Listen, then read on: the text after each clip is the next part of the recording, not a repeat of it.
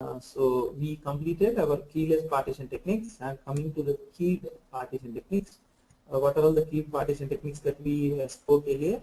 Hash partition technique, modulus partition technique, range partition technique, DB2. Okay, these are all the 4 techniques that we have that comes under your keyed partition technique. Coming to the hash partition technique, whenever you come across this hash, okay, this hash means actually there is an algorithm. You might be aware, like, what is this hash? There is a predefined algorithm which on release basis, this company will be releasing these particular algorithms which are going to calculate the hash value. Okay, this hash partitioning, what it does, based on an input key, let us say your employee table, in that employee number, employee name and department number, let us say, if you are going to hash partition on the department number, okay, what it does, it applies the hashing algorithm not only just on the department number but also on the corresponding number of nodes. So based on the hash value that is being derived out of your department number, that will distribute that particular values onto your department number. So let us say the department number, the values are 1, 1, okay, some 2, 3 and again 3. Generally speaking, when you apply the same hash partition technique, same hash algorithm, twice or thrice on the same number, it always tries to generate the same value. Okay, it is not something like when you apply the hash algorithm on an input value of 1, it would give some value, and again if you apply the same hash partition on the same 1, it would give some other value. Always it gives you the same value. That is the reason it actually helps you in moving related values onto a single node. You are able to understand me, right? You have got any doubts in this thing? No, can you just tell me once again? See, hash partitioning internally uses hash algorithm. Okay, there is an algorithm called hash. Okay, what it does, it is going to apply that algorithm on any input given to it. Not only number, it actually accepts integer, sorry, it accepts strings, everything. So it applies the hash algorithm on that particular value and it derives some value. We are not sure what it is going to derive out of that hash algorithm. Okay. But the only thing that we should take up here is if you apply the same hash algorithm again and again on the same input, it always generates the same value. So what it does, it is going to as it is going to generate the same value out of the same input. Okay, and it also it has got the mechanism to identify based on these hash values. It applies the hash algorithm on the number of available nodes also. So what it does, it identifies what values to be sent on to which node. But remember, it always tries to move all the similar hash values onto a particular node. Let us say 1 and 1. It has generated some hash value of A65. Okay, the same A65 would be moved onto a single node. Let us say once again, if you apply 1, it would again generate this A65. These two would be moved onto your the first node. You are able to follow me, right? Neeta? Yes, boss. Yes, Ram. Yeah. Yes, Ram. So yeah, you understood how this thing works, right? Any doubts in this concept? No. Yeah, the thing is, hash partitioning internally uses hash algorithm to calculate hash values for whatever input we are going to give. Here input is a column. Let us say department number is a column. Somebody is pinging me.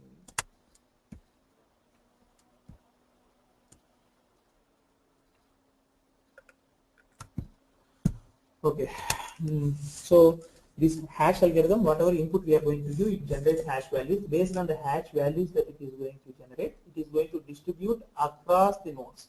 Now, when we say that it is going to generate hash values, it makes sure that it always generates the same value for the same input. So department numbers with the same values will be moved onto a single node. So hash not only hash ensures that similar value data is put onto each node. That is the final point here. But what is the drawback? It doesn't bother about the equal distribution of load. Okay, if let us say the values are coming as 1, 1, 1, 1 and all, and 2 2s are there, these 4 will be moved onto one node and these 2s will be moved onto second node. So comparatively, the node 2 is actually having more leisure time compared to node 1. Why? Because node 1 is processing 4 records now because of this one.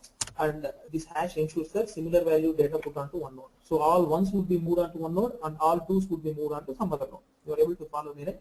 Yeah. So what is the drawback in hash partition technique?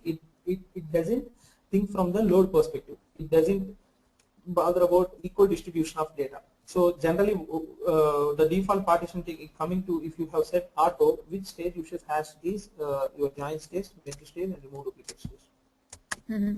These three stages by default uses hash partitioning technique. So remember that hash uses hash algorithm and it ensures that equal valued data would be moved onto a particular node. It doesn't bother about equal distribution of the load. That is the drawback, and advantage is it ensures equal valued data would be moved onto single node. That is what is shown here. All ones will be moved onto one node, twos will be moved onto second node, 3 and 0 would be moved onto third node. Okay. Okay. So this is a pictorial way of representing the same hash partition technique. Okay, these are number of partitions. Let us consider up to this step only. Don't consider n partitions. 0, 1, 3. So 4 partitions are there. That means 4 nodes are there, and age is the column that I am using as input to the hash partitioner. So what it does? All 36, 40, 22 people having 36 age, 40 years age, and 22 years age are moved onto one node. 12, 18, 27 are moved on to second node, 35, 5, 60 are moved on to third node, 15, 44, 39 are moved on to fourth node. If you observe, the second node is having lot of burden here. If you consider only these 4, the second node is having lot of burden. And if you observe the fourth node, it is completely idle. So it doesn't ensure that equal load being distributed across the node. Only similar value data is being placed onto the nodes. So that is the advantage and disadvantage of using the hash. You're able to follow, right? Yeah. Fine. Coming to the modulus partition technique, it is completely mathematical. Modulus partition technique is completely mathematical. When I say mathematical, it actually derives the decision, like which particular record needs to be moved to which node. That particular decision will be taken by using a formula. This is a formula that helps in deciding which record needs to be moved onto which particular partition. See, let us say there are 3 partitions, and this is as this is key partition technique. Let us say I am giving department number. So values that are coming in department number are 1, 1, 2, 3, 2, 0.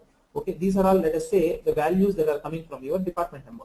So this is a formula that would be used to move a particular record onto a particular node.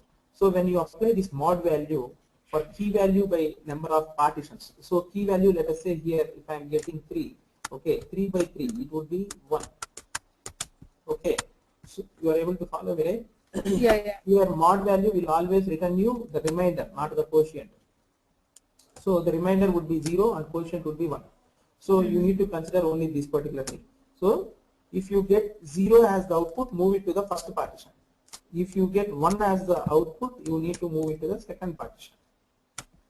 Okay, if you get 2 as output, you need to move it to the third partition. You are able to follow me, right? Yeah.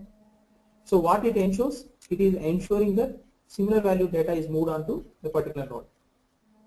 Okay, if you get 3, 3, 6, 6, whatever may be the values, if you get same values in the department number column, that particular record would be moved onto a single node. Okay, and that ensures that similar value records will be placed on a particular node. And what it is not ensuring is it also fails in moving the, completely load balancing will not happen, but compared to hash it is better. Okay, but the constraint is the data should be equally distributed across the values. Something like if you get only 3s, okay, only 3, 6, 9, then there's no point of speaking about load distribution. Why? Because these all will be moved onto one node only.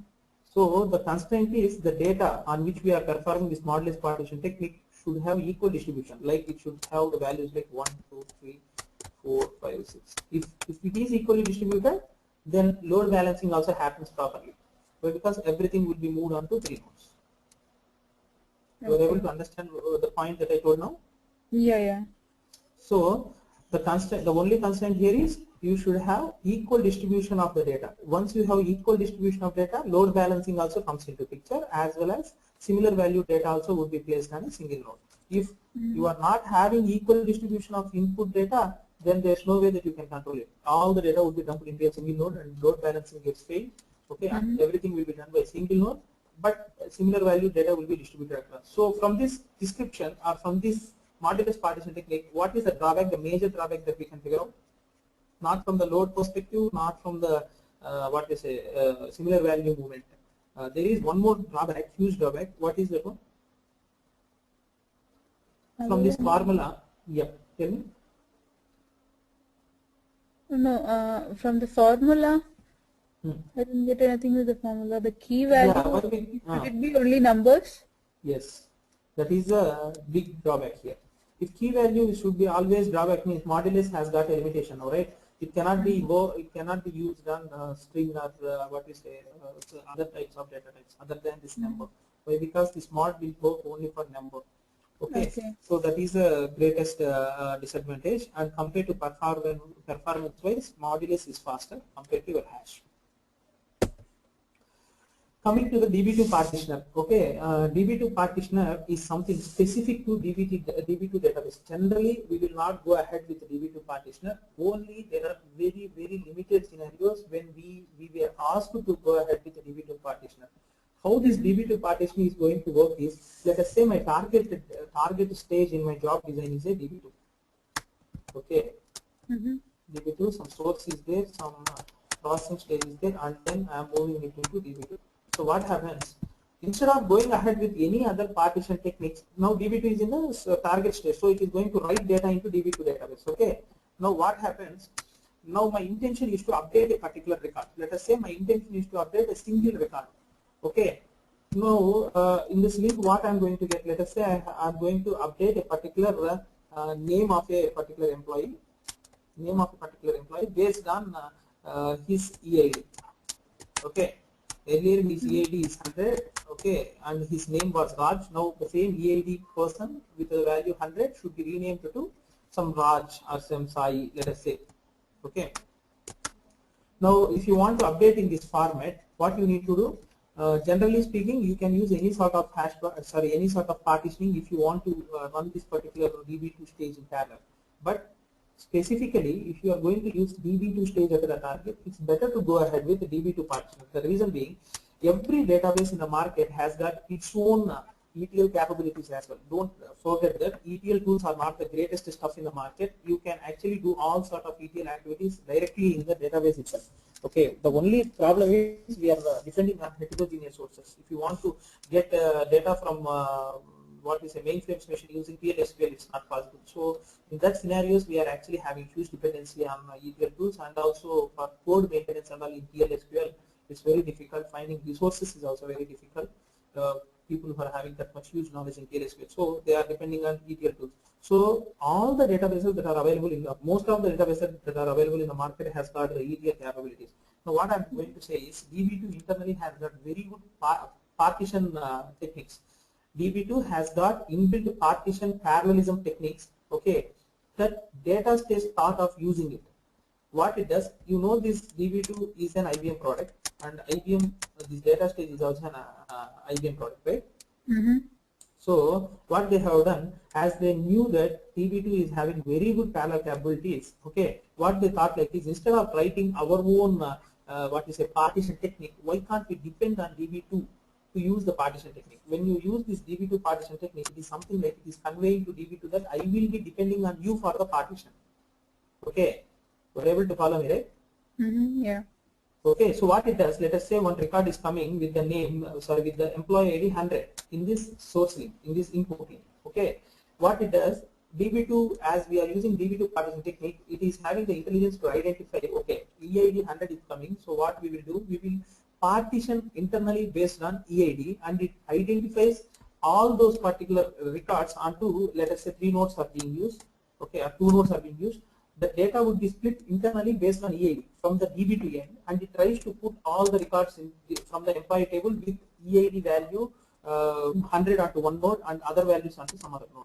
So when the incoming link is carrying this EID value as 100, it makes sure, or it ensures that this particular record moves onto node 1. You are able to follow me? Okay. Any doubts? Can you just tell me that last part once again? How? See, if you observe, there are a lot of databases that are being used in Datastage, right? Like Oracle, other like Informix, some Natisa, but nobody has given a partition technique called Oracle or Natisa. The only thing that they have given is DB2 partition technique. Why they have given DB2 is IBM's product is DB2, and IBM's product and this Datastage also pertains to IBM only. So what happened? This IBM is the company which introduced DB2 in the market. So they knew the in and out of this particular architecture of DB2. So what they have decided, DB2 has got internally very good partition parallelism. Okay, very good partition parallelism concepts are being introduced into DB2. So what they thought, now instead of going with other partition techniques, if you are going to use DB2 as the target stage or the source stage, why can't we go and use our DB2 partition itself? DB2 partition parallelism itself. So they have introduced this DB2 partition. If you select this particular technique in DB2, this particular partition technique in this DB2 right stage, what it does, it ensures that DB2 will analyze what key you have described this particular DB2 partitioner, and based on the key, internally DB2 tries to pick the record on which you are going to execute this update statement and places the target record also onto one particular node. Let us say in the database already EID is there, right? Now update record means already EID should be there in your target database. Okay, that would be moved onto a CD node. Now incoming link, you are getting the update record. Now you have to update this particular record with this one. Now you have to replace Sai, this name Sai into Ram's name. Earlier in the database, EID is there as 100 and name is there as Ram. Now you have to replace it with Sai. That is your target. So when you set this DB2 partitioner, the right DB2 stage, it has the intelligence to identify based on EID, okay, what are the incoming values that are coming. Based on those values, it tries to partition the data in the table and places that particular record sets onto the node directly. It is happening in reverse way if you observe.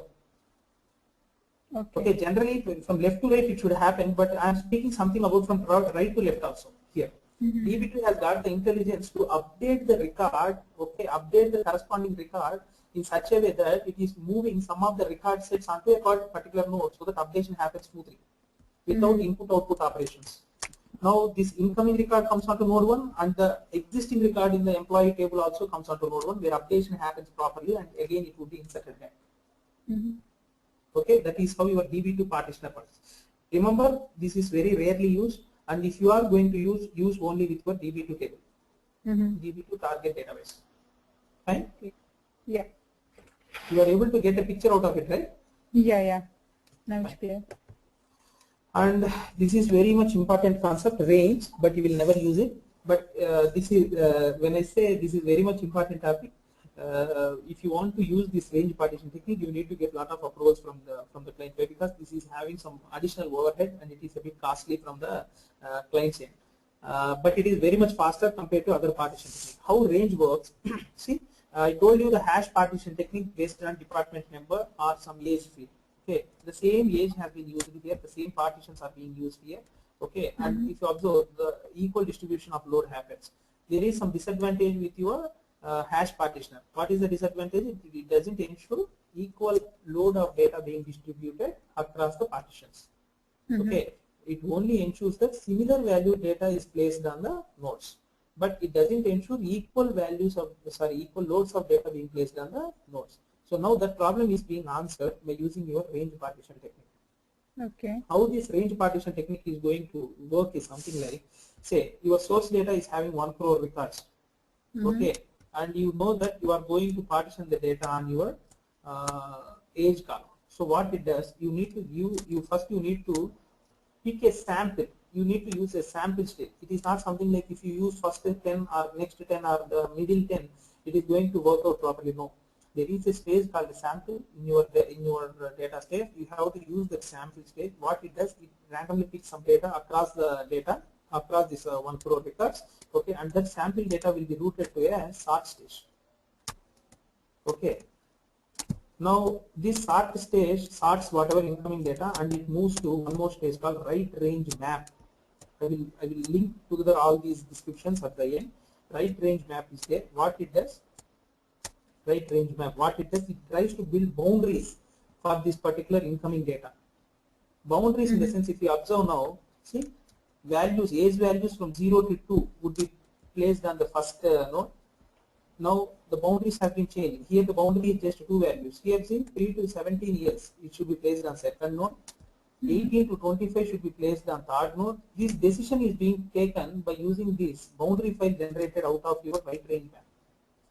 If you observe earlier in your hash map, hash partitioner, how it is being shown, 2 year people having 2 years of age will be placed on the first node, 4 years will be placed on first node, 6 years, 8 years, something like that. But here you are being shown as some boundaries, 0 to 2, 3 to 17. Okay. Now let us say values are something like 2, 1, 2, 2, 2, 2. Okay. People who are having age with 2 years or more compared to 3. Okay, 3, 4, 15. Okay, once again some 8. Okay, and then 17. See, these all can be placed in one node, and if you observe, the boundaries are something like 0 to 2 only is sufficient for the first node. But for the second node, if you use 3 to 4, only 2 records will be placed in the second node. So in that scenario, the boundary should be more, 3 to 17. In order to have equal distributions of data, the boundary should be observed from the incoming data, and you need to decide it, right? You are able to follow me what I am saying? Yeah. So the difference between hash and this range partitioner is something like range partitioner ensures equal load of data also being distributed on nodes. How it is going to do is it is going to build a boundary file as a first step. Boundary file means it will analyze the data. It will analyze like on the age column. It analyzes something like see values with a 2 or more. Records having age value as 2 are coming in huge numbers compared to other age values. So what it does, it is going to create very less boundary gap. From 0 to 2, it ensures that all the records will be placed on partition 1. So when it placed on partition 1, the size of this is already at max. Now when it tries to put some 3 to 4 here, the size would be up to here only. But it ensures equal values of distribution, right? So it needs to increase its boundary till 17. So when it counts the records having values from 3 to 17, now this particular partition size came as equal with the previous one. Similarly for next age values, that is from 8 to 25. Here again the boundary has been decreased. Here the boundary is around from 14 age values. Here just it's 7 age values. From 18 to 25 again people are more. So the boundary value has been decreased here, and the third partition will be having boundary values as 18 to 25. Similarly from 26 to 44 again people are very less. So that's why boundary has been increased and equal values have been distributed across the nodes. You understood how the boundary file is being interpreted? Nita? Ram, can you just give me 2 minutes? Yeah. Ram? Yeah. Can you hear me? Yeah. Sure. Can you just give me 2 minutes? Sure, Nita, sure.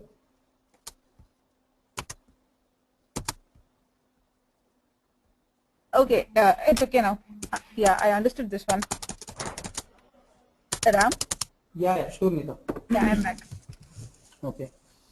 So you understood this concept of how the boundary file is being built, right? Yeah. Okay, this boundary file acts as input for your range partitioner technique, and based on this boundary file, it is going to split the data across the nodes.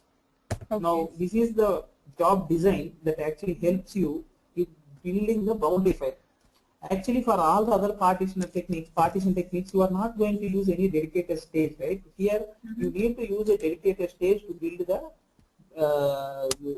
this particular boundary file. Yeah, this particular boundary file will be built by using this right range map. Now, this is the input source.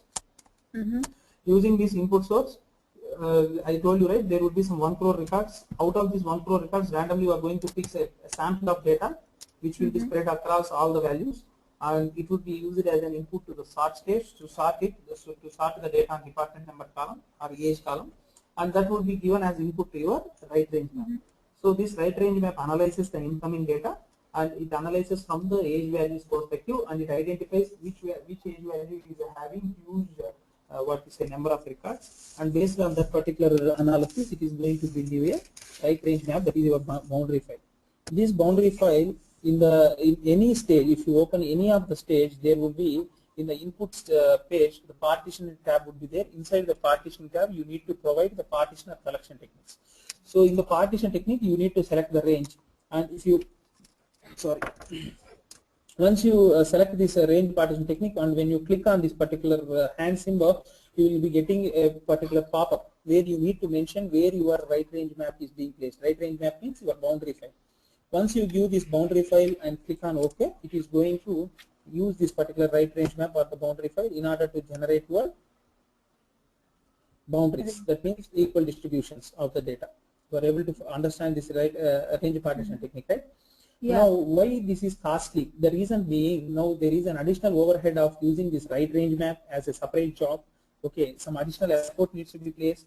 Okay, so based on these things, clients generally won't prefer going with right range map. It is a bit of costly affair, so they will ask you to go ahead with hash or modulus. By max, you will be depending only on hash and modulus. You will not be going ahead with the range partition technique. Only very less scenarios will come across this range partition technique. Coming to this auto partition technique, the moment when you set auto partition technique, and if you don't give any partitioner name like hash or range or modulus, okay, and if you set directly the auto partition technique, that means we are asking the data stage to take the decision. Okay, and you are asking like, based on my job design, okay, in this particular stage you can set your own partition technique based on my job design. Okay, when you say that, there are certain default settings from the data stage here. Okay, if you set all the stages to auto, your data stage has got some default settings. Based on the stage, it is going to give the partitioner. Now, before any stage with auto partition, if it is not some sort stage or some other stages, and if it doesn't require data to be a key partition, it generally prefers round robin or same. I told you the importance of same, right, earlier from the performance tuning end. As a first step, you need to identify what are all the partition techniques that you can remove, and it depend on the previous stages partition technique.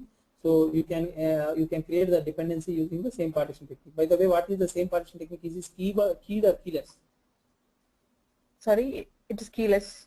Yes. So generally speaking, by default, your data stage picks round robin are same as the partition techniques. Okay, when you are going ahead with stages like join, merge, remove duplicates, then your hash partition technique will be used. Okay, and when this entire or normal is being used, entire is being used on normal lookup, not the sparse lookup. Why? Because distribution and the splitting and partition will not be applicable for this sparse lookups. Why? Because data is not being brought into our local memory. The data is the sparse lookup is something I have told you about. How sparse lookup? Have I told you? No. Okay, leave for the time being. So there are different types of lookups. I will tell you when it comes. Now remember that the normal lookup has got this entire partition technique as the default one, but it is not mandatory that you can go ahead with that one. Generally it is prescribed by Datastage, but if you want, you can change it. Okay. Now this is something like a counsel for the developers. It says something like, you are the person who knows your requirement very well. So based on the requirement, you analyze on which columns, okay, the partition should happen. Because Datastage doesn't understand your requirement, it just looks into the stages what you have placed in your jobs. Based on the stage that you have placed, it is going to select the appropriate partition technique. But if you are not aware, if you don't change it, if you leave every stage to auto, tomorrow your performance might be based on the keys that you have selected, and based on your requirement, you need to modify that auto to some specific partition technique. See, here they have some of the points specifically saying that Datastage has no visibility to transformer logic. Hash is required before sort and aggregator stages. Okay, before sort and aggregator stages that they have mentioned here. Here we are thinking only from join, merge, remove duplicates, but there are other stages also as well, sort and aggregator stages. Generally, if you not select anything, sort and aggregator stages would use round robin. You know that, right? Yeah. By default, it would be using the other partition technique, but hash is required there. Okay, because sorting you will be performed from any key end only. It is not something like you will sort the data entire records. You will be giving a particular key, maybe sort the data on employee ID or department number. Similarly, aggregator stages also you will be giving a particular key on which you need to perform this particular aggregator operation. And sometimes Datastage from its stages and it would set some repartitioning also. Make sure that the repartitioning is being removed. So these are all the performance tunings in that. If you know all these things, you can actually performance tune the job. So that is what the impact of your auto partitioning. Now the partition strategy. The first step, what it says, use hash partitioning when stage requires grouping of related values. We know that hash partitioning is very good when coming to placing the similar value records onto each node. So that is why this point is placed. When you are in such a requirement that related values should be grouped, use the hash partitioning technique. Okay, and if you are having any constraint like you should go ahead with a varchar kind of column, you can't use modulus, so you are again left over only with the hash partition technique, right? And coming to the modulus, if you want to group a particular set of records on a key, and that particular key again is a integer type of column, okay, you can use this modulus, and it always promises better performance than your hash. Okay, and here it has been explicitly told like may be appropriate in rare instances. Range may be appropriate in rare instances where data distribution is uneven but consistent over time. See, I told you in modulus equal distribution of data happens only if the data is being distributed in a evenly fashion. But range solves almost all issues. Whatever is coming in both these things, these two things has got some disadvantage. Both are being solved by using range. Range actually uses this hash partitioning, removes this hash partitioning disadvantage of moving equal loads, and it also moves one more disadvantage from modulus. That disadvantage is modulus ensures equal distribution of data only if data is evenly distributed. But range, even though the data is unevenly distributed, it actually distributes the data properly. You understood, right? Just let me move. Yeah. Okay. Just give me 1 minute.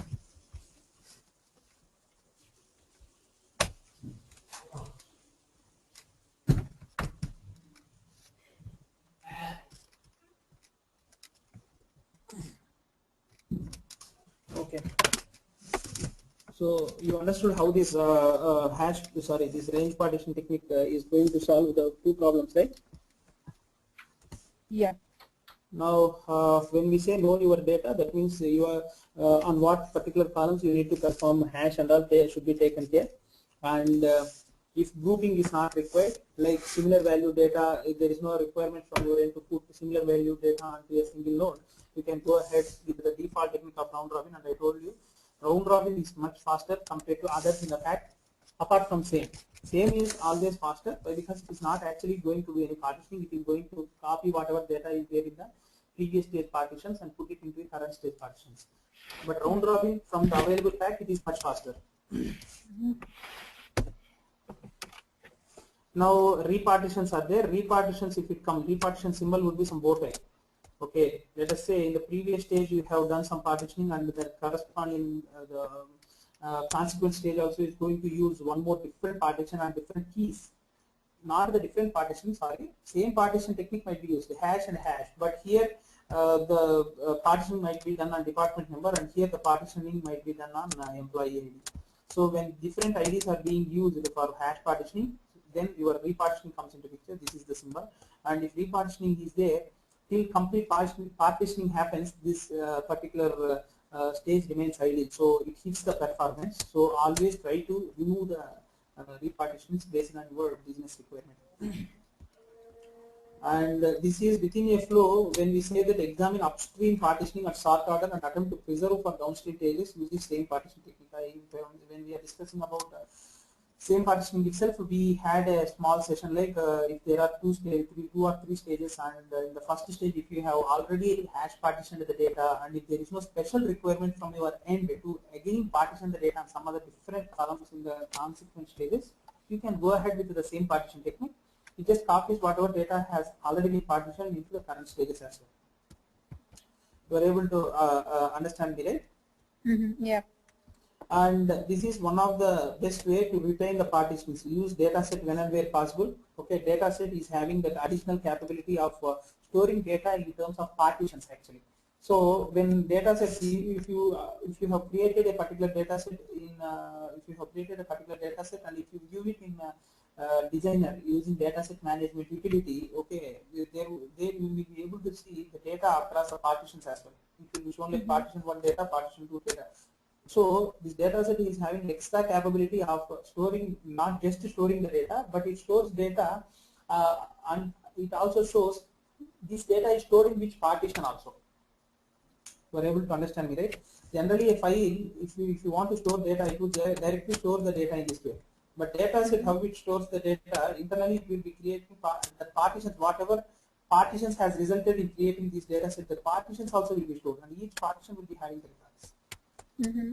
Okay, when you use the same data set as an input in the next job, you can directly specify the same partition technique, so that whatever partitions that has been done in the data set, that would be moved on to the next consequent stages, if you have placed the same partition technique in the consecutive stages. You are able to follow me, right? Yeah. Any doubts in this particular description? No. Okay, fine. So now coming to the collector methods, this is also very important topic. The reason being, sometimes people without putting any collection technique, they will just feel like in partition techniques, collection techniques, auto will decide which one is the best collection technique here. No, auto is something like random technique in your partitions technique. How random works? It actually distributes the data. It just throws the data onto various nodes randomly. Similarly, your collector methods, auto works in such fashion. It actually reads the data in a randomly way. Whatever data is coming in, whatever link, it just puts the data and put it onto a centralized target. That's it, the auto. Here, like in partition technique, if you set auto, that it is going to observe your stage and it is going to set a appropriate partition technique. So here it won't work in that way. That auto is different from this collection techniques auto. Auto here in collection methods is something like equivalent to your random technique in your partition technique. Here auto will generally pull whatever data coming onto the link in a random fashion and puts it onto a target. You are able to understand me, right? Mm-hmm. Yeah. So this is a default technique. And coming to the round robin, it always follows cyclic order. Okay, if there are 3 nodes, okay, before collecting, there are 3 nodes and each node is having 3 records. Let us say, while collecting, first record will go on to the centralized target from the first node, and then first record from the second node, and then first record from the third node. Similarly, second record from the first node, second record from the second node, second record from the third node.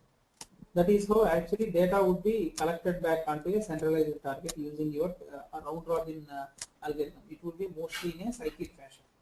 Compared to the ordered is something like see, first the particular complete data from the first partition would be moved onto a particular into the target, and then complete data from your second partition would be placed onto the target, and then complete information from the third node will be placed onto the centralized target. That is how it moves. It doesn't move. It doesn't read record by record basis. It reads partition by partition basis. First, it reads the complete data coming from the first node. Then it reads complete data coming from the second node. Then third node. It follows orderly fashion from the node's perspective, but not from your what we say records perspective, as round robin is following. You are able to understand the difference between round robin and ordered, right? Mm-hmm. Yeah. Here. Okay. Yes, sir. Yeah, coming to the sort image. Sort image is something like, from the name itself, you are having the term called sort. Okay, what it does, it is going to pick the data.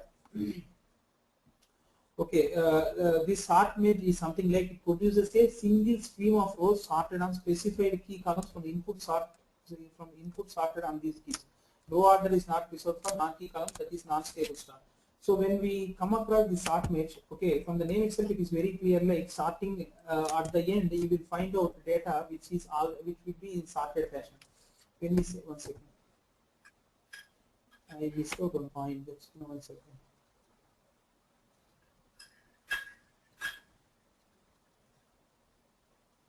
See, this point is very much important. Mm-hmm. This point is very much important. Sort image does not perform a sort. When we look into this particular sort image for the first time, we feel like the data would be sorted by the sort image. No, it is not going to sort, but what it expects, there is node 1, node 2, and node 3. Okay. In node 1, let us say record 1, record 2, record 3 is there. Record 1, record 2, record 3 is there. Okay. You are sorting the data. Now, as you are going to use sort image, okay, you are going to give a particular key. Wherever the sort comes, that means sorting happens on a particular key. Let us say you have used department number column. In the first record, the department number is 1. Okay, in the third node, the first record department value is 2nd. Here it is 3rd. Okay, here it is something like 4. Okay, here it is 5. Here it is 6. Now what it does, it is not going to collect all these records into centralized target, and it is not going to apply the sort algorithm on this particular collected data. Sort works in such a way, it looks into the column values of this particular department number column.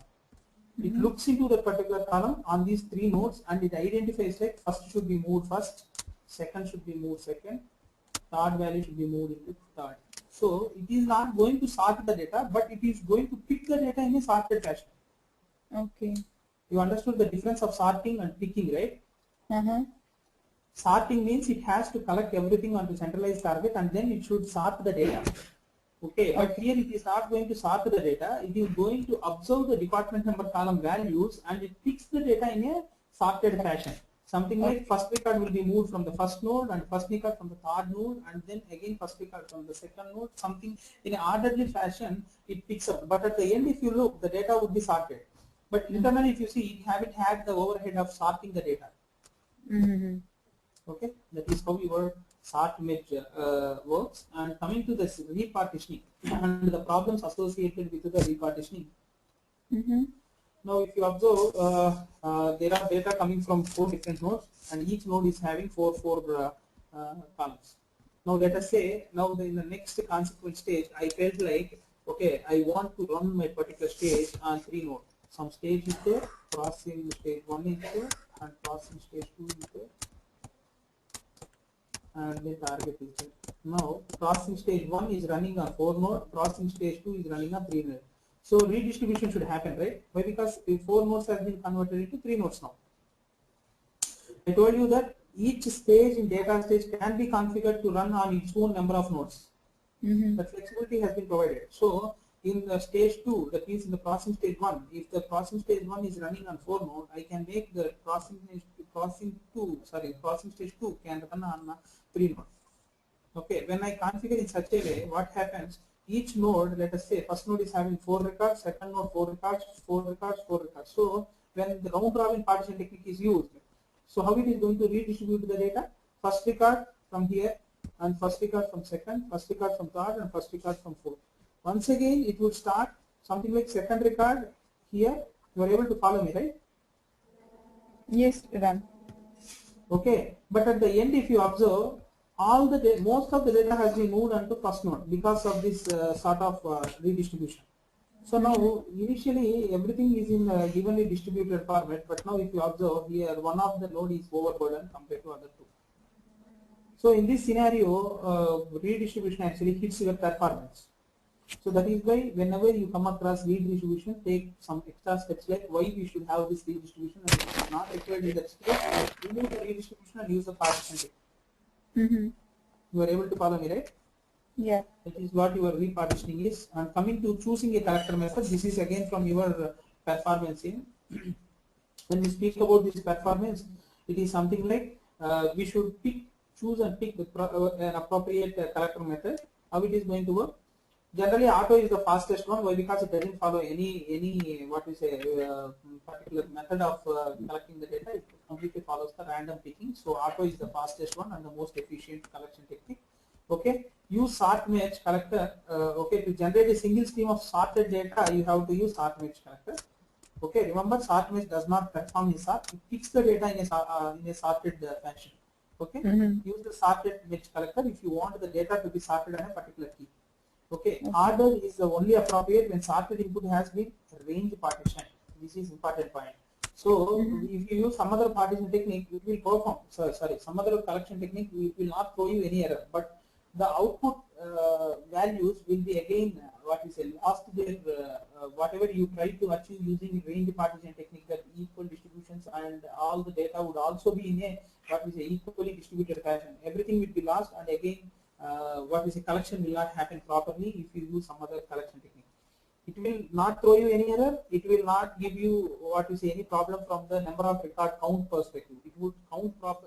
Sorry, the number of input count would be equivalent to output count, and everything would be proper. But some small discrepancies might be occurred if you feel like I have done the range partition technique and the consequent state expects the data to be in that format. No, it will not work out in that way. If you use ordered technique, then it would actually collect the data as it is, whatever is coming from the range partition. Remember the combination, like if you have used a range partition technique for partitioning, use ordered for collecting. These two runs in what we say in a box. Now coming to the round robin collector. Okay, if you have used round robin partition technique, use the same round robin collector method. So it would actually pick the data and put it would try to regenerate whatever is there in the source exactly. Okay, you are able to understand this round robin, right? Where to be used? Yes. Use round robin partition technique. Use round robin collector. And now we are into our Datastage tool. Okay, and this is meant for extraction, transformation, loading. I think you don't require all this junk stuff now.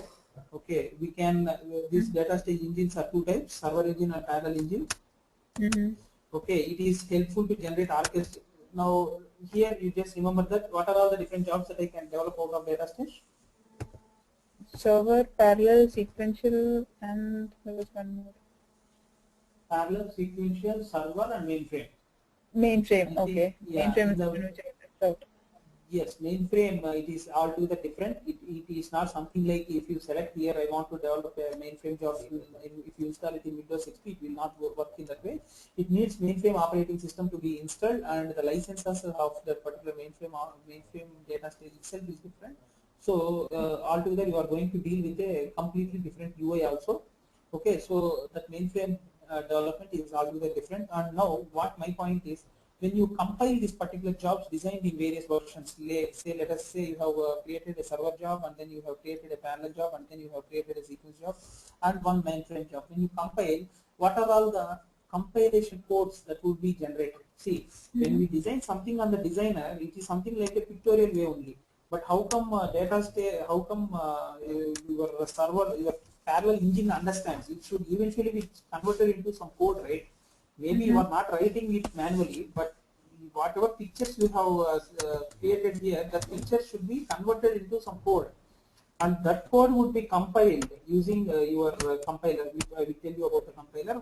The compilation, when you click on compile button, this code would be converted first into .obj file, and then it will be creating the .exe file. So at the end of this compilation, what is output? Exe file would be output.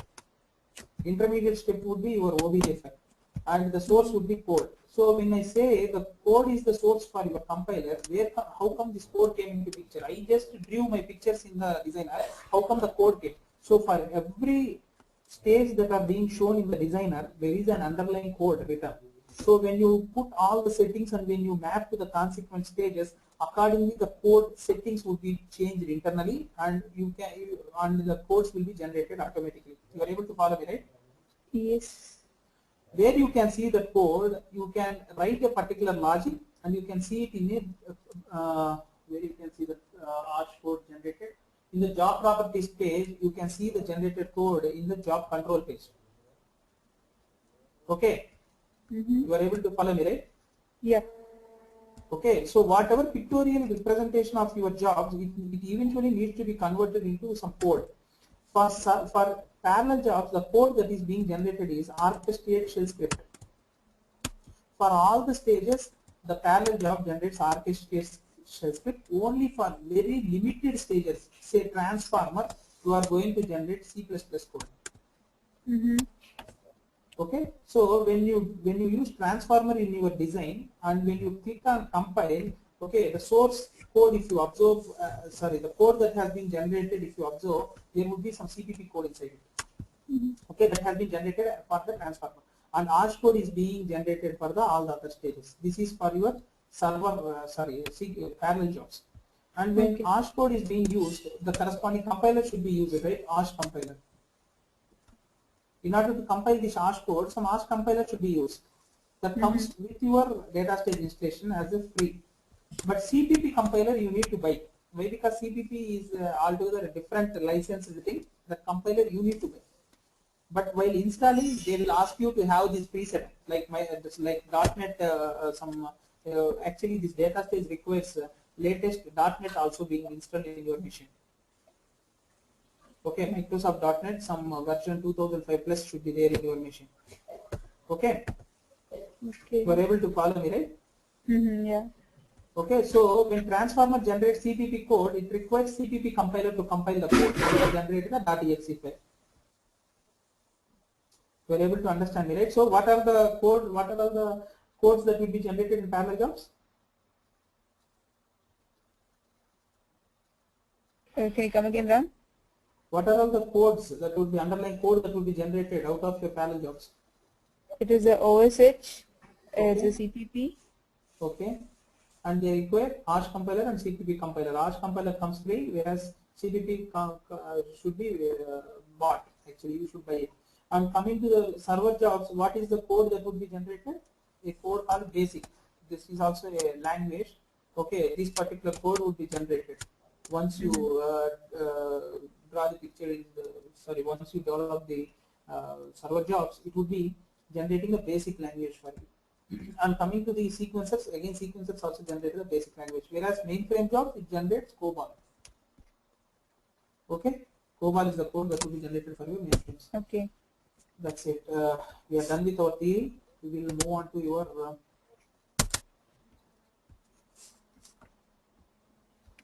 tool.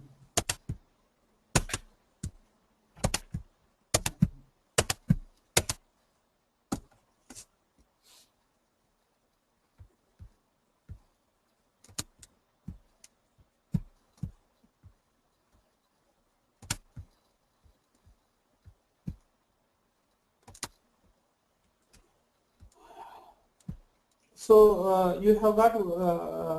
Have you ever looked into what are all the client components that would be there for your data stage? No, I still don't have Datastage installed on my machine. No, but by the moment you took the decision to learn data stage, you might have got some exposure to at least how the tools look like, right? Not really. Okay. So when you install data stage, okay, based on the licenses that you are going to do and based on the components that you check, see, when you try to install, you will get a screen where it asks you like what are all the components that you want to have installed, right? Okay, based on that, here in my installation, I have got a designer. See this symbol of hammer and this is called your designer. Okay, this is your director. Some directors with clipping kind of stuff. Okay, this is your director, and here it is some drawer kind of stuff, which is your administrator. And I told you web console supports two variants. One is Explorer variant, that is it can be opened in the internet browser. Okay, and the desktop version. Okay, these two corresponds to the same. This is your web console. Okay, I have it got information analyzer, fast track, and business glossary, data architect, and metadata workbench being installed from the information server suite. I have got only data stage components installed from the information server suite. Okay, these are all the components that gets installed once you have got the data stage installed on your machine. So in this is designer is the place where you actually develop all the parallel jobs and server jobs and sequence jobs and mainframe. See, parallel job I can develop, mainframe job I can develop, sequence job I can develop. Okay, and I can develop the server jobs also. But mainframe job, if you develop, okay, you can't compile it because it requires JetOS underlying. So I don't have JetOS. It is completely built on Server 2003, Windows Server 2003. So mainframe jobs cannot get compiled in this particular version. Now, now I'm going to. This is called as designer canvas. Okay, for the parallel jobs, this palette. This is the palette that is being shown here. The second screen, the small window. This is the palette, and the utmost left, this is called as your repository. Earlier in 7.5 there is an extra client called as manager. Okay, there you don't have, sorry? Sorry, I couldn't get that last. In 7.5 version there is an extra client called as manager. Okay. Your manager is basically used for all sorts of repository maintenance. Now, whatever you are seeing in the left-hand side, right, this particular folder structure, that was not there earlier in the designer in 7.5. Okay, everything was being shown in your manager. All export and import of projects. Export and import means, see, tomorrow if you have designed something and if you want to copy that particular designs into some other system where Datastage is being installed, how can you do that? You have to export and import the jobs. I will show you that how to do it. When you export, it would be exported in two different formats, .dsx and .xml. Okay, based on your requirement, you can export in either of the format. Say DSX, I will be exporting, and it will be giving a particular DSX file, okay, on any of the location that I mentioned, and I can use it to import in some other system. So that export import operations and all earlier used to be done from your manager. Complete this folder structure earlier used to be shown in your manager, but now from 8.0.1, okay, this particular manager has been removed completely, and whatever is there, the capabilities in the manager has been embedded into your designer. So in the designer itself, you are able to see the complete folder structure now here. And now, based on the job that you are going to develop, this palette, this is the palette, okay, based on the job that you are going to develop, the palette gets customized accordingly. See, now if I develop parallel job, see, your palette got created and there are 8 categories. General category, data quality category, database category, development debug, file, processing, real time, and restructure. Okay. Similarly, if I go ahead with some sequential file, let us say, sorry, I'm not able to pronounce the words properly. Okay, sequence stage, if I go ahead, see the palette got changed and only one category came in the picture, that is sequence. Fine? So, based on the job that you are going to design, you are going to have your palette being customized accordingly. If I go and create some server job, Nita, have I told you that I am going to give you some very small content about the server jobs as well? Yeah, you told me. Have you In got the demo? Excel? I'm sorry? Have you got any Excel? Excel as in the ones with your, like the topics that you would be covering? Okay, that is from Big Gas Assembly, right? Yeah, I think Basu sent me the Excel. Okay. When I asked for the Excel after the demo class, that's the one he Okay. sent me. He sent you an Excel, right? Yeah. Have you got it in your machine right away now? Yeah. Can you just open it for me? Just a second, let me just find it out. No, my worry is actually if I have told you before starting the what is the practical session, I want to make a small commitment. That's why. Why? Because whatever the things that I have mentioned in the Excel, it cannot be covered in 40 hours. That is for sure.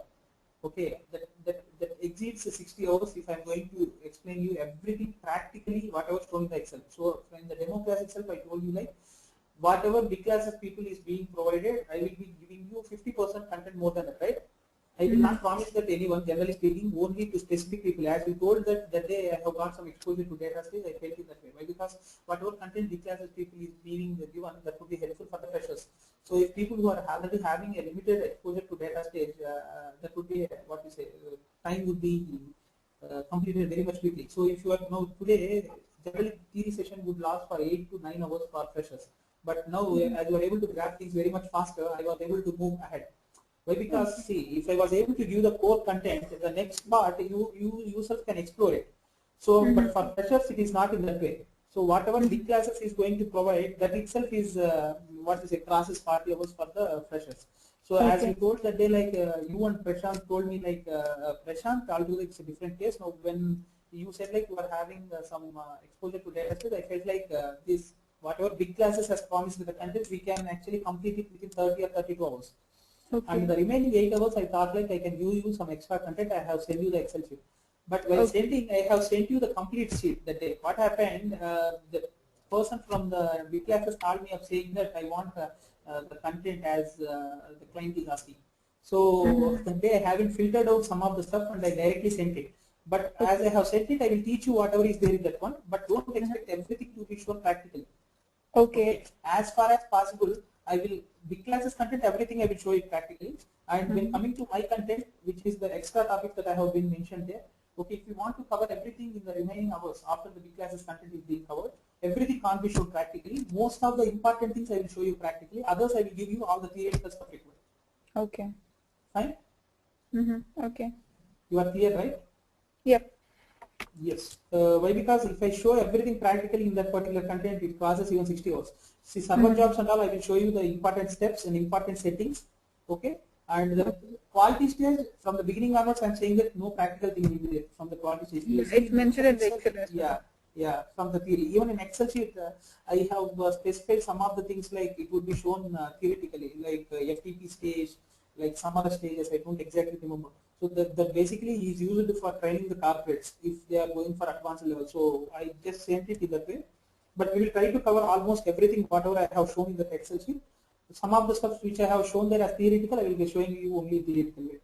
So let us say this some of the what we say when I use this particular server jobs, it has been when I go to this particular parallel jobs. This is the quality tool. Okay, earlier this quality palette is used to be a separate tool, not like this designer some 9 stages are there, right? No, it was not there earlier in this format.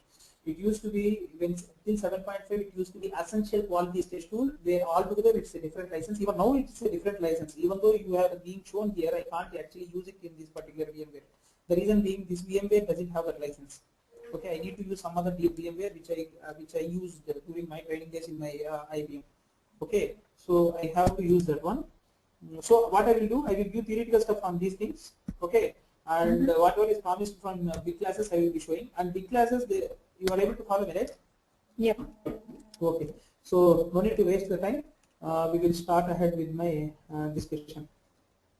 Okay. Now I am going to develop my first development debug stage. We will start with development and debug stage. Okay. Before starting the development debug stage, whatever may be the technology that you are working, maybe Oracle SQL, Oracle PLSQL, or whatever may be the programming languages, let us say, some Java, CVP, whatever maybe, you need to have some comments section, right? Where comments is something helpful not only to understand the code, but also you can mention the versioning information also in there. So in data stage also, in parallel jobs, you have got the concept of annotation. Okay. Okay, annotation is the one which actually helps you in writing the comments before writing the job. See, I can directly write something like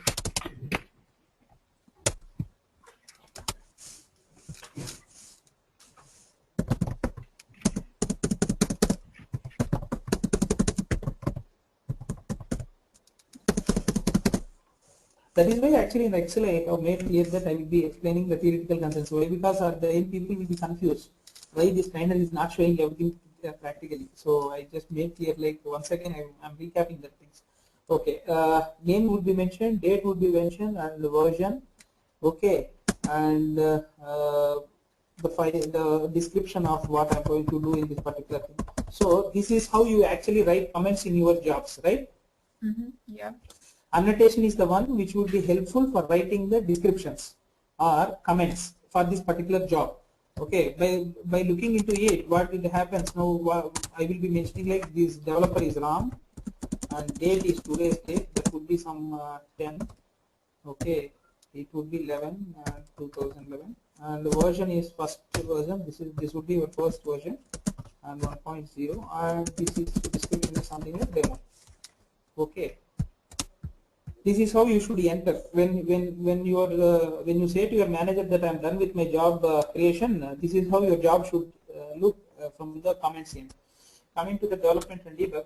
Okay, what is the purpose of having development and debug as a separate category in the palette is something like, see, now tomorrow you have developed some 12 stage job. Okay, 12 stages you have used in a final job, and you have used some 2 to 3 transformers in that particular job creation, let us say. And now you have implemented some very huge logic in all these transformers. You need to test the logic, right? What is the best way to test it? If you completely run the job, okay, you will not get anything out of it. And if the job takes some 20 hours, sorry, some 6 hours or 5 hours to execute, you will be wasting your time, right? You are able to follow me? Yeah. Okay, so in that case, your development and debug palette comes into picture where all the stages that is being used in the development and debug will be helpful. Okay, to actually debug your logic. Something like in your transformer, you have used the summation operation. You will use the source data set, and in the transformer output, you will use a peak stage. There is a stage called peak. if you use this peak stage, it is going to send the output to your director. Director is a client which helps you to view the logs. See, this is the director for a particular job. When you open the jobs view, okay, this is the what are all the jobs. Left hand side, it will be shown the same folder structure which was being shown here, okay, but only from the jobs perspective it will be shown. In these jobs, I am selecting maybe some this parent, this particular folder. In this folder, I have run this job, finished. So when I click on this particular notepad symbol, it is showing what are all the logs that came on that particular day. When I executed this job, what are all the logs that's being shown here, right? So when I use this peak stage, what it does, it is going to output the records, output the modified records to the director. Okay, let me see if there are any.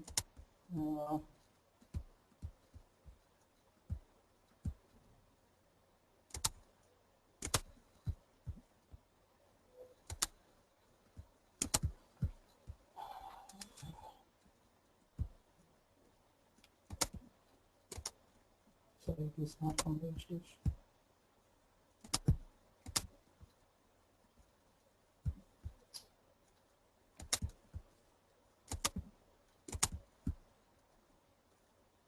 Okay, so if you use peak stage, right, it is going to output the record values to the director.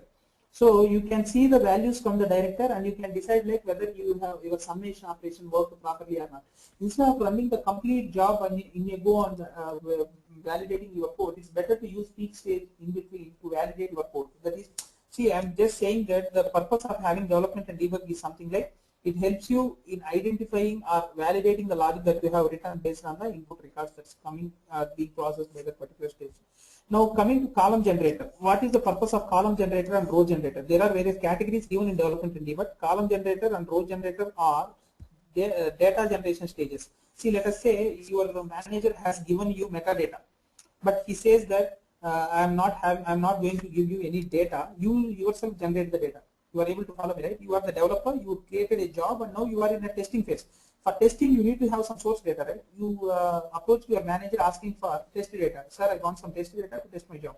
He says that, Neeta, I can't give you the test data, but what I can do is I will be giving you the metadata info.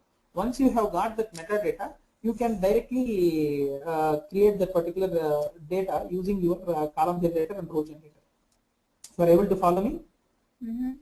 Okay, so how will I do that with the column generator and row generator? Yeah, I will be showing you practically. Okay.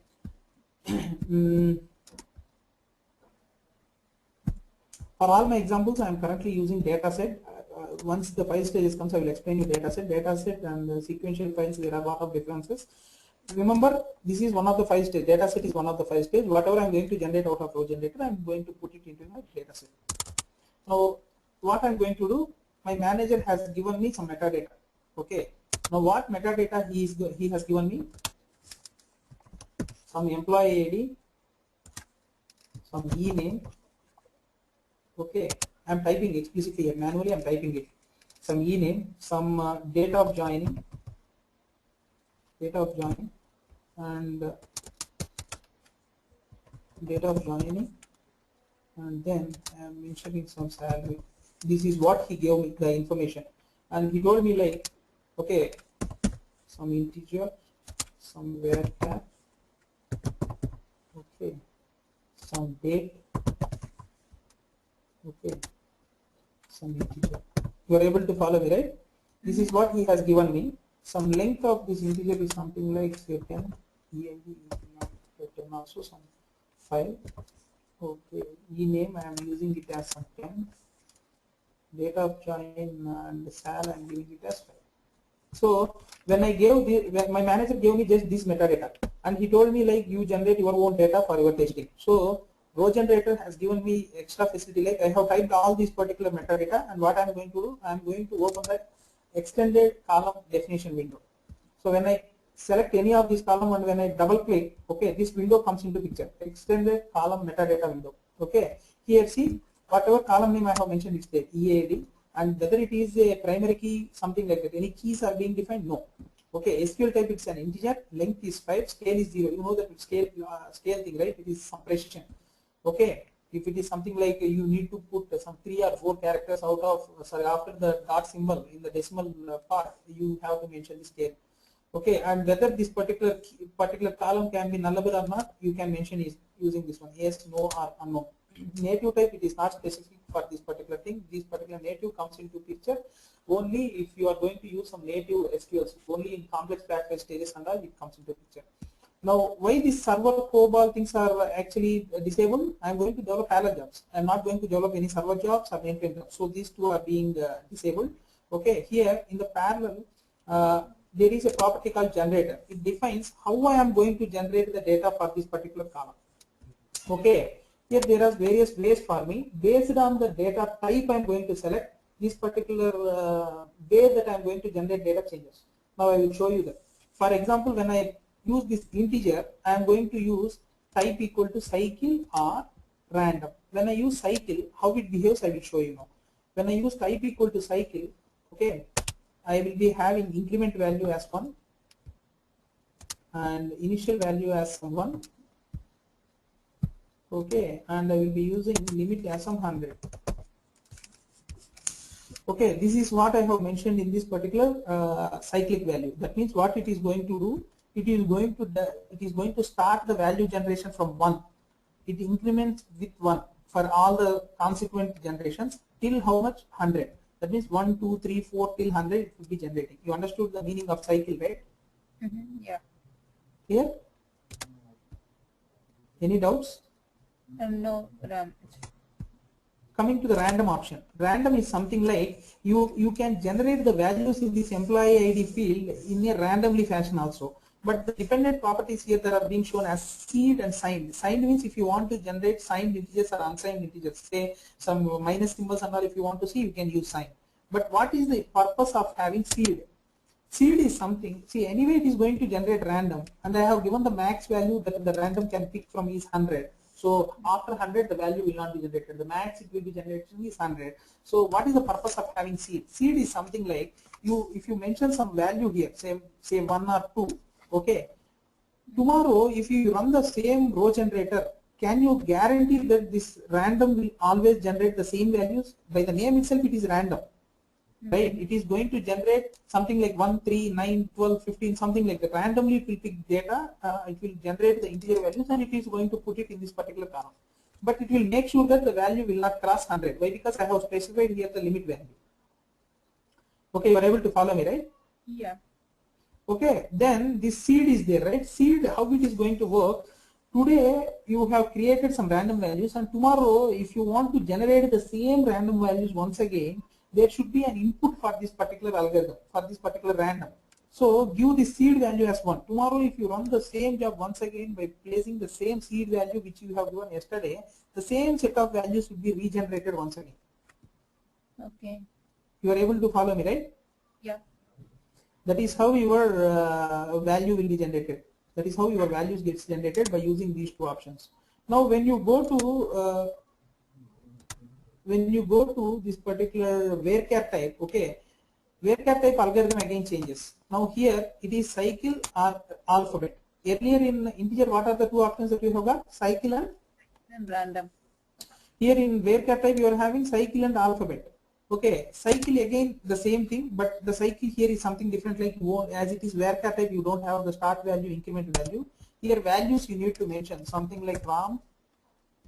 Okay, something like Nita, something like Deepthi. Okay, Raj.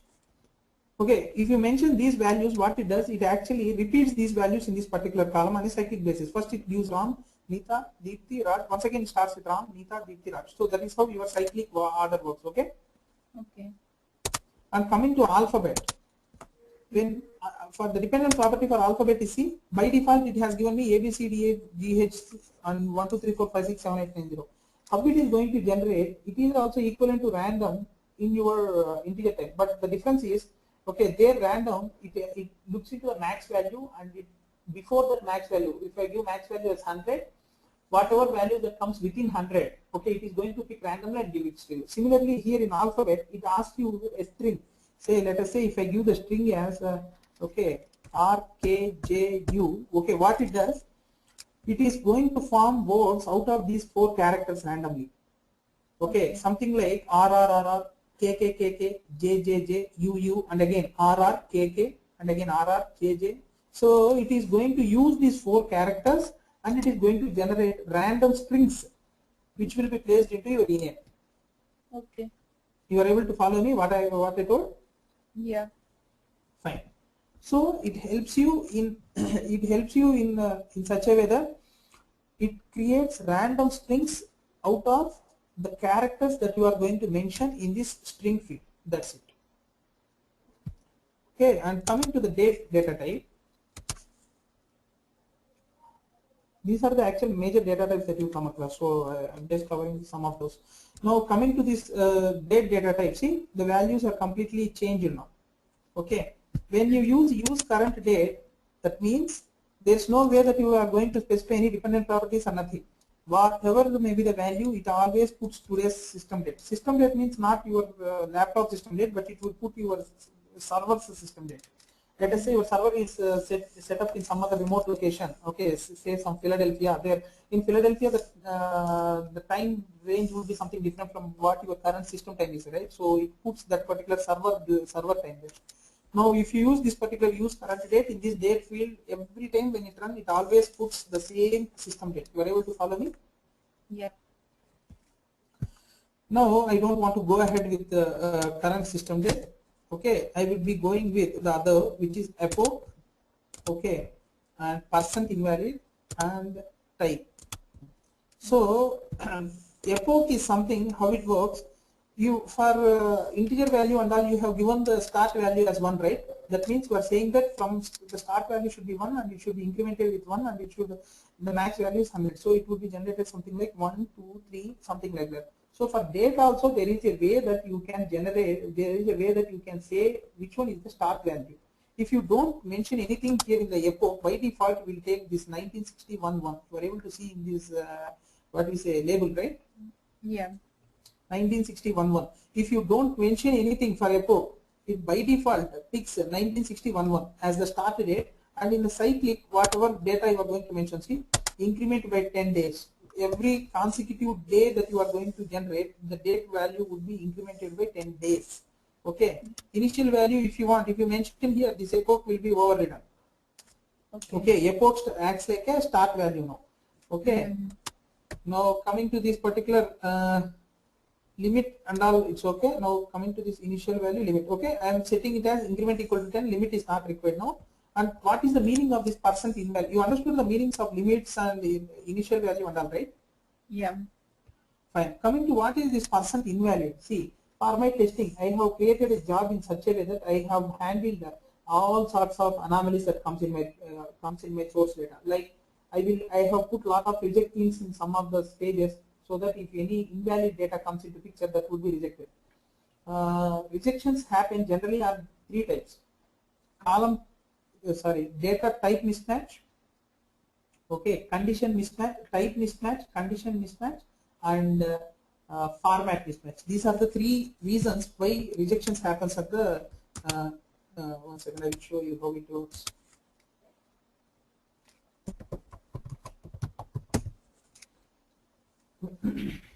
Say in the source you are getting data, okay, but okay, in the columns tab, okay, in any of the stage, let us say in the columns tab, I have given some settings like, okay, I am expecting date to be in this format, like YY, okay, DD, okay, but in the source the value is coming something like 2011, okay, some 12, okay, some 21. Okay, this is format mismatch, right? Hello? Yeah. In the stage, in any of the stage, I went into columns tab and I have mentioned the format to be in this way. My expected format is this way, but in the source, the original data, the date field is carrying value in this format. Now, these two doesn't match, right? Format mismatch happened. So, what happens? This record will be rejected. Fine. And when coming to type mismatch, let us say one of the column type I am expecting to be integer. Okay, somehow Jenk has entered into the source data, and in whatever column I am expecting the data type as integer, there let us say this value is coming. This is an integer. This is a character, right? So when there is a mismatch in the data type, I am expecting integer, but I am getting string. Okay, this is type mismatch. Sorry, data type mismatch. It would also be rejected. The data would be rejected. Rejected in the sense it is not something like we are not reading. We are reading, but we are not going to move the data into the next consequent stages. What we will do, we can either collect the data or we can drop the data. Collect in the sense, if you want to see why the reject has happened, there should be a way for you to see, right? Only by looking into the data, you will be analyzing like what happened at the source. So reject links are very much important. You will be using the reject link to collect the reject links. Okay, so it would be routed to some other link, and when you analyze the data that coming inside the thing, you will be able to figure out what are all the things that cause these rejects. And condition mismatch. Condition mismatch is something like, say, if you are expecting salary greater than 1000, okay, but if you are getting value as 5000, that particular record needs to be rejected. You are able to follow me, right? Fine. Okay. There are three variants of rejections. First one is format mismatch. Okay, in my stage, based on the settings that I have done, my stage is expecting format in this way, but I'm getting the format in this way. Okay. Format mismatch happened and the record will be rejected. And for one more column, I'm expecting integer, but I'm getting strings. So there is a data type mismatch. So it will be rejected. Okay. And in one of the filter condition in one of the stage, in the stage I can actually see sequential test stage. If I use, I can actually mention some filters as well. So in the filter, I have actually mentioned salary should be greater than 1000 should be processed. Records with salary greater than 1000 should be processed. So other than the salary greater than 1000 records, all the other records should be rejected. That comes under the category of condition mismatch. Okay, there is one more thing, one more rejections, one more reason for rejections that comes in your target database stages. Okay, let us say you have created a table with lot of constraints. Okay, you have created a table structure with lot of constraints. Now, when you try to insert data into this particular table, there might be some constraint violations also, right? Okay, say some foreign key constraint or some unique key constraint. Okay, there might be a lot of constraints being defined during the table creation itself, and when you try to insert the data into this particular table, as there are constraints defined, okay, the constraints might not have been met. So because of the constraints failure, say this foreign key constraints, foreign key error, foreign key constraint violation, or some unique key constraint violation, or not null. Sometimes I might have placed it like one column should accept only, some column shouldn't accept nulls. So when I have set that condition as not null on the table, one of the column of the table, what happens when you try to insert the data, that constraint would be violated.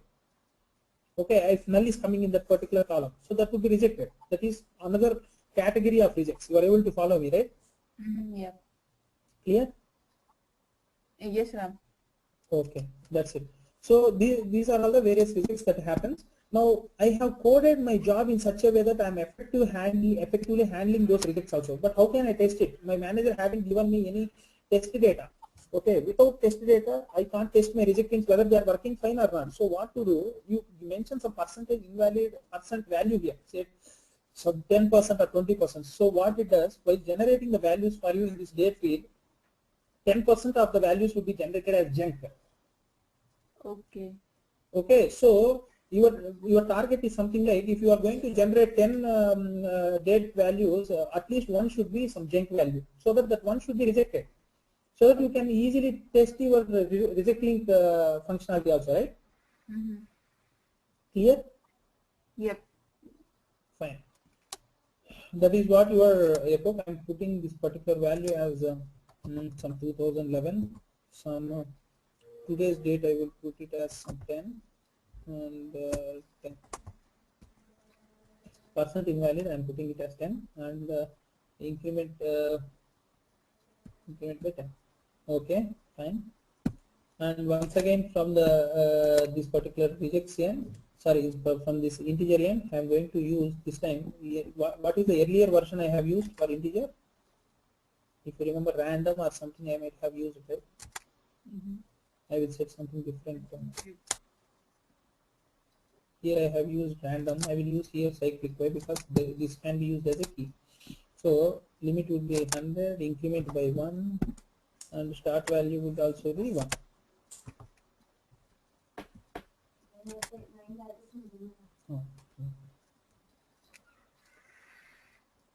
So this key name, date of join, and in the salary I am going to use this time I will be using some random. Okay, some random value I am going to generate, and seed I am going to give it as 12. Okay, I will give it as 2 some. Okay, and yeah, limit I will mention it as some 1 lakh. Okay, that is the values that I am applying here.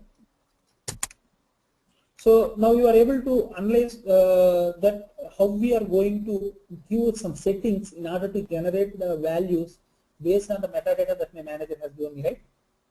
Yeah. Okay, in this data set I am going to give only one property.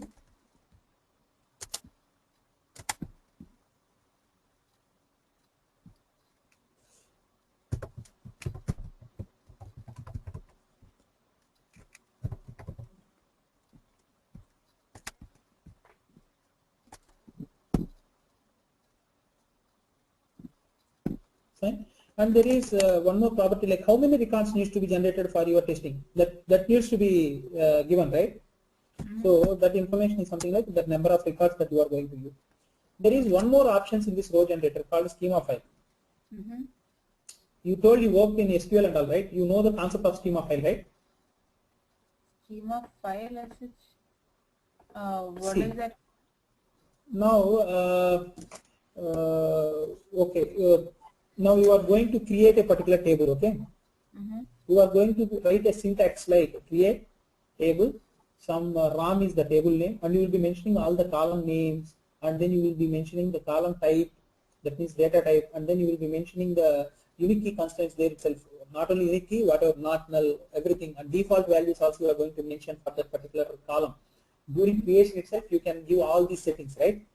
Yeah. That complete info, that complete metadata will be stored internally if you are going to execute that particular thing in a Oracle, say let us say some schema, some start schema you are going to execute it, okay. So in that particular execution, a intermediate schema file would be generated. Either you explicitly can generate a schema file, or if you don't, without any generating any sequential file, if you directly execute the DDL statements and all, those statements will actually be stored inside your what we say Oracle. In terms of schema files. Schema file, if you open, it would be having the complete metadata info. Whatever you are mentioning here in the column tab, right? That can be provided through your schema file itself. Why? Because schema file also has the same info. Column name would be there, your SQL type would be there, the length of it would be there, and constraints would be there, everything would be there. So if you are not willing to type these particular things here, okay, if you are not willing to type anything here, and if you want to provide all these metadata info through a schema file, the schema file would be something like a notepad. Okay, it can be any file. Let us say some notepad. How it looks like? Generally speaking, this is how it looks like. See,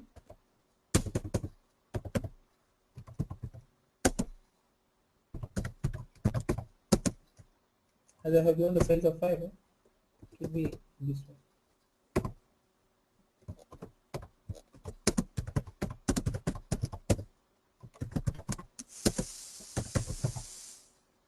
You are able to understand, right?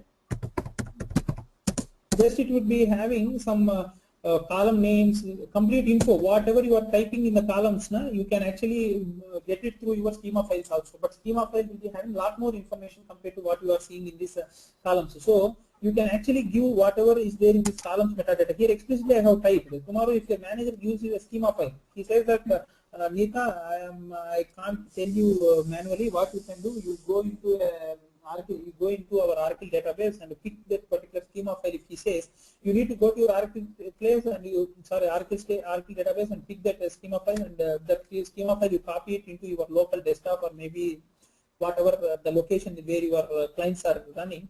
Okay, you just copy that. It can be in any form like .txt. It can be.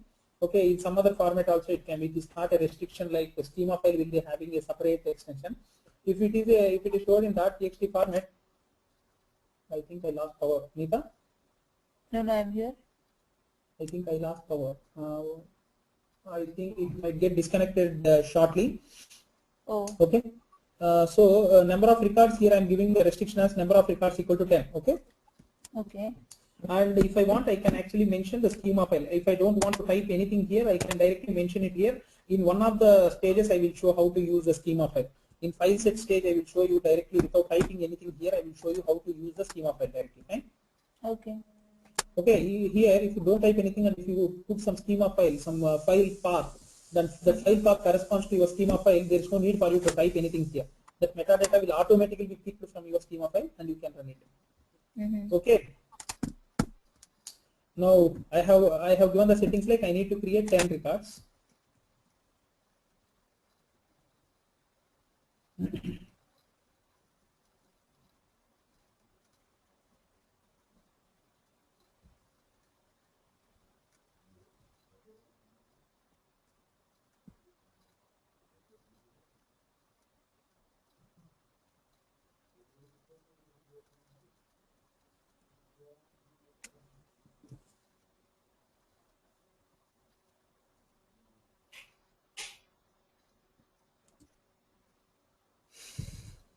So I am storing it in some jobs folder.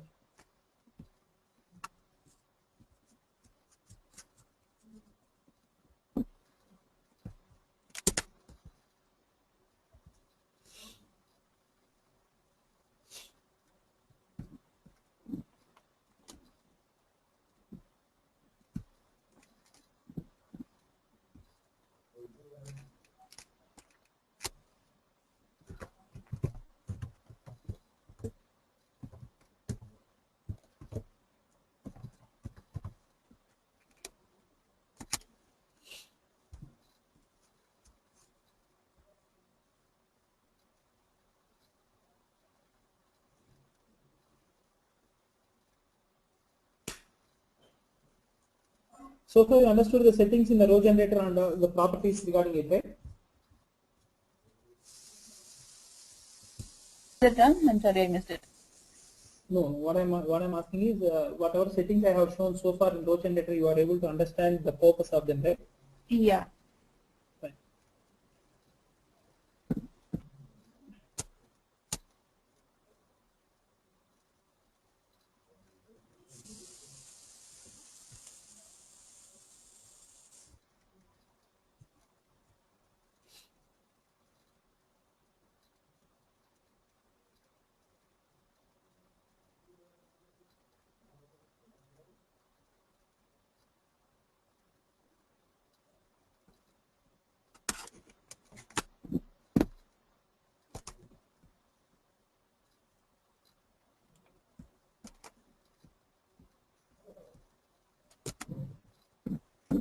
I have compiled the job.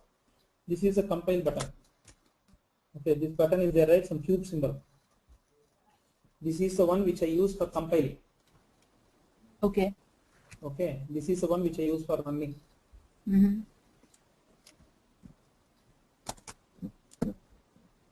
This is the director. I just wanted to see the log, whether it is running properly or any other thing.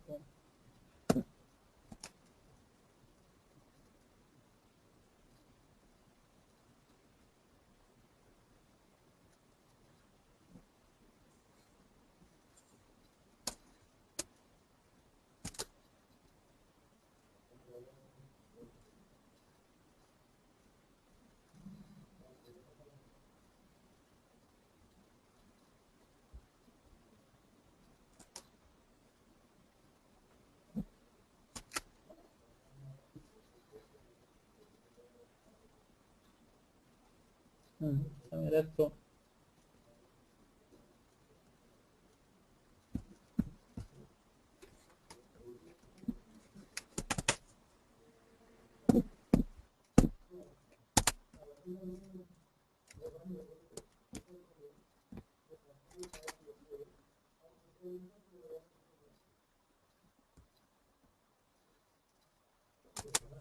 I'm removing this person invalid. Just let me run once.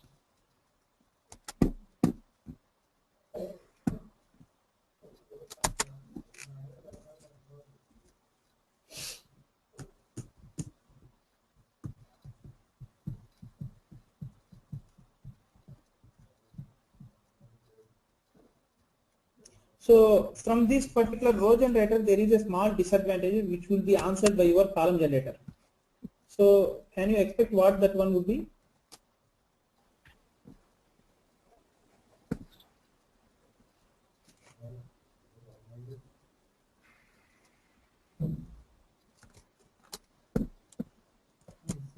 Has it ran or what? It says finished. Where? In the day. Oh, I'm getting this. This error. This is the currently run one. I ran it at 9:29, right? You are able to see any additional logs? No.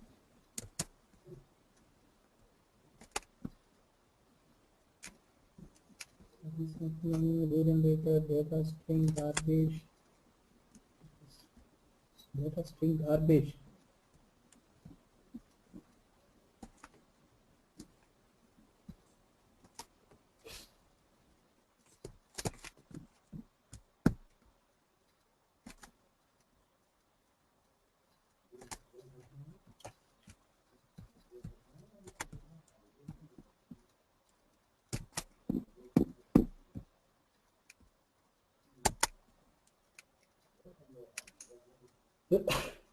So what might be the disadvantages of this row generator from generic, what we say, generic explanation? It is going to generate data for you. So what might be the disadvantage?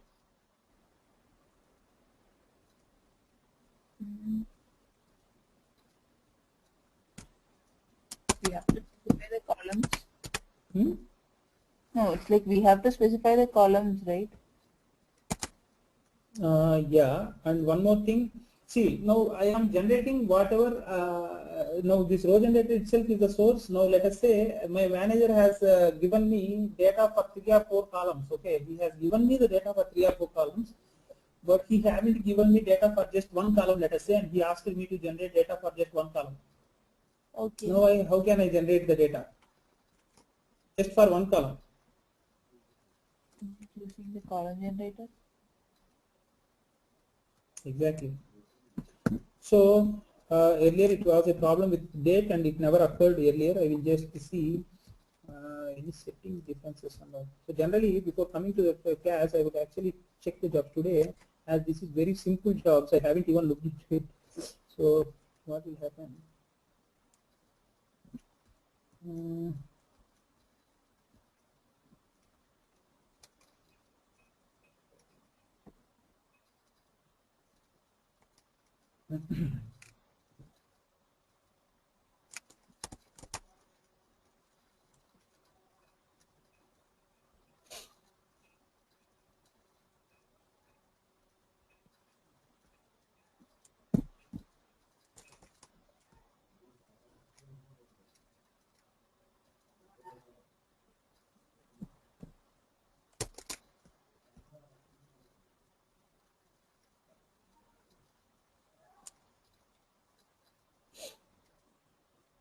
It's something awkward actually. There is no any settings. Directly it has to generate the values for data have used.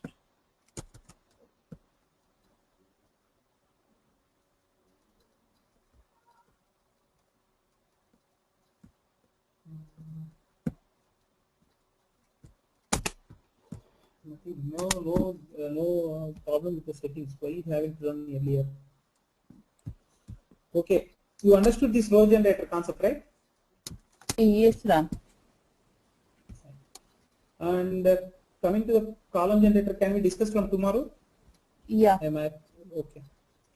We will connect back tomorrow and we will discuss the other processing, other development and debug stages. It will be done by tomorrow. Okay.